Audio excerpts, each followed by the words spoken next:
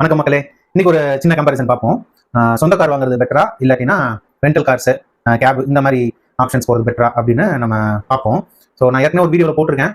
Minimum வந்து ஒரு வருஷத்துக்கு 12,000 கிலோமீட்டராது ஓட்டுறாங்க அப்படின்னு சொல்லி ஒரு கூகுள் ரிசோர்ஸ் இன்ஃபர்மேஷன் உங்களுக்கு ஷேர் பண்ணியிருந்தேன். அதை கூட நம்மளால அச்சீவ் பண்ண முடியலன்னா தயவு செஞ்சு நீங்கள் வந்து மேலே இருக்குது, கீழே இருக்குது, பக்கத்து வீட்டில் இருக்குது, சைடு வீட்டில் இருக்குன்னு நம்மளும் கார் வாங்காமல் தேவைப்பட்டா மட்டும் நம்ம கேப் எடுத்துட்டு போகிறது பெட்டரான ஆப்ஷன். ஏன்னா ஒரு 6 lakhs மினிமம் நான் பேசுறது எல்லாமே lower middle class, upper middle கிளாஸுக்கு மட்டும் தான். 20-25 லட்சம் கார் பற்றி கூட நம்ம பேசல. 6 லட்ச ரூபா ஸ்டார்டிங் பிரைஸ்ல இருக்கக்கூடிய நீங்க ஒரு கார் வாங்கினா கூட 0 டவுன் பேமெண்ட்னு போட்டால் ஒரு 5 வருஷத்துக்கு இஎம்ஐ கட்டிங்கன்னா 10,000 15,000 கட்டுற மாதிரி ஆப்ஷன்ஸ் தான் இருக்கு. அடுத்த 5 வருஷத்துக்கு நீங்க இதான் கட்ட போறீங்க. வண்டி வீட்டிலேயே சும்மா நிற்கும். வாரத்துக்கு ஒரு வாட்டை தான் இருக்கும், 2 வாட்டை தான் இருக்கும். எப்படி கால்குலேட் பண்ணி பார்த்தாலும் வருஷத்துக்கு அந்த 10,000 கிலோமீட்டர் கூட நம்ம ஓட்டிருக்க மாட்டோம். மாசம் 10,000 சும்மா தண்டமா இஎம்ஐ கட்டிட்டு இருக்கோம். நிறைய அப்ளிகேஷன்ஸ்லாம் இருக்கு. நீங்க போனீங்கன்னா செல்ஃப் டிரைவிங் ரெண்டல் கார்ஸ் எடுத்துக்கலாம். இன்னைக்கு ஃபார்ச்சுனர் ஓட்டலாம், நாளைக்கு வேற ஒரு பிராண்ட் ஓட்டலாம். நிறைய பிரான்ச் உங்களுக்கு என்ன தேவைப்படுதோ அதுக்கு ஏற்ற நீங்க செல்ஃப் டிரைவிங் எடுத்து ஓட்டலாம். இல்லாட்டினா நீங்க கேப் யூஸ் பண்ணிக்கலாம். இப்போ அதோட பிரைசிங் எல்லாமே பாத்தீங்கன்னா ரொம்ப சீப்பா, காம்படிஷன் ஜாஸ்தியானனால ரொம்ப சீப்பா தான் இருக்கு.